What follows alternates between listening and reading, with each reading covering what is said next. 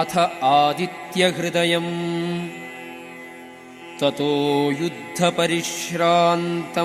समरे चिन्तया स्थितम्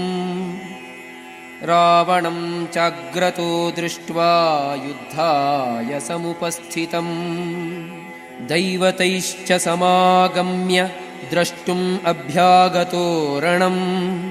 उपगम्याब्रवीद्रामम् अगस्त्यो भगवान् ऋषिः राम राम महाबाहो शृणु गुह्यं सनातनम् येन सर्वानरीन् वत्स समरे विजयिष्यसि आदित्यहृदयं पुण्यं सर्वशत्रुविनाशनम् जयावहं जपन्नित्यम् अक्षयं परमं शिवम् सर्वमङ्गलमाङ्गल्यं सर्वपापप्रणाशनम् चिन्ताशोकप्रशमनम् आयुर्वर्धनमुत्तमम् रश्मिमन्तं समुद्यन्तं देवासुरनमस्कृतम् पूजयस्व विवस्वन्तं भास्करं भुवनेश्वरम् सर्वदेवात्मको ह्येष तेजस्वी रश्मिभावनः येष देवासुरगणान् लोकान् पाति गभस्तिभिः येष ब्रह्मा च विष्णुश्च शिवस्कन्दः प्रजापतिः महेन्द्रो धनदः कालो यमः सोमो ह्यपां पतिः पितरो वसवः साध्या ह्यश्विनो मरुतो मनुः वायुर्वह्निः प्रजाः प्राणा ऋतुकर्ता प्रभाकरः आदित्यः सविता सूर्यः खगः पूषा गभस्तिमान् सुवर्णसदृशो भानुः स्वर्णरेतादिवाकरः हरिदश्वः सहस्रार्चिः सप्तसप्तिर्मरीचिमान् तिमिरोन्मथनः शम्भुस्त्वष्टा मार्तण्डकोऽंशुमान् हिरण्यगर्भः शिशिरस्तपनो भास्करो रविः अग्निगर्भोदिते पुत्रः शङ्खः शिशिरनाशनः व्योमनाथस्तमोभेदी ऋग्यजुस्सामपारगः घनवृष्टिरपां मित्रो विन्ध्यवीथीप्लवङ्गमः आतपीमण्डली मृत्युः पिङ्गलः सर्वतापनः कविर्विश्वो महातेजा रक्तः सर्वभवोद्भवः नक्षत्रग्रहताराणाम् अधिपो विश्वभावनः तेजसामपि तेजस्वी द्वादशात्मन्नमोऽस्तु ते नमः पूर्वाय गिरये पश्चिमायाद्रये नमः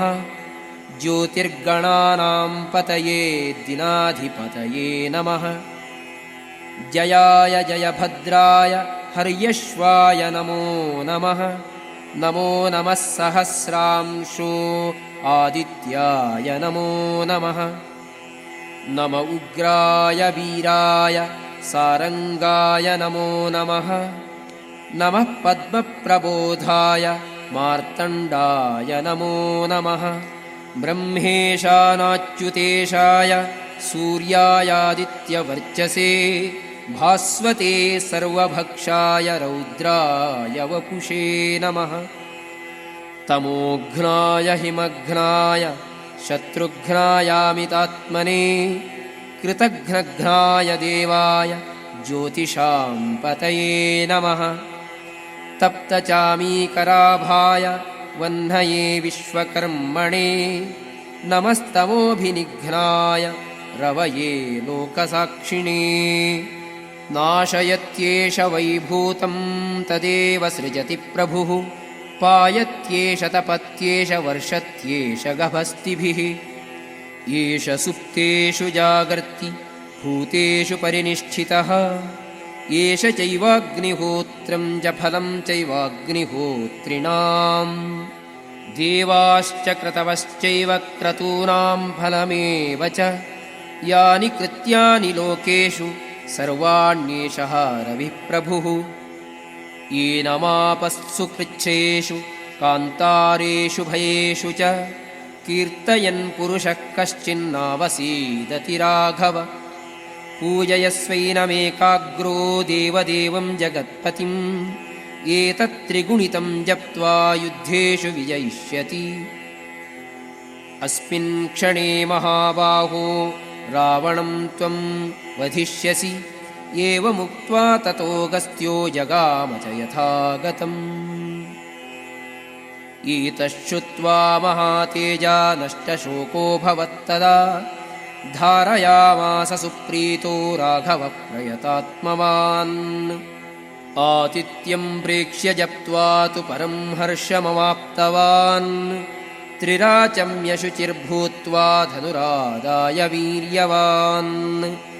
रावणं प्रेक्ष्य हृष्टात्मा युद्धाय समुपागतम् सर्वयत्नेन महता वधे तस्य धृतोऽभवत् अथ रविरवदन्निरीक्ष्य रामम् मुदितमनाः परमं प्रहृष्यमाणः निशिचरपतिसंक्षयं विदित्वा सुरगणमध्यगतो वचस्त्वरेति इति आदित्यहृदयम्।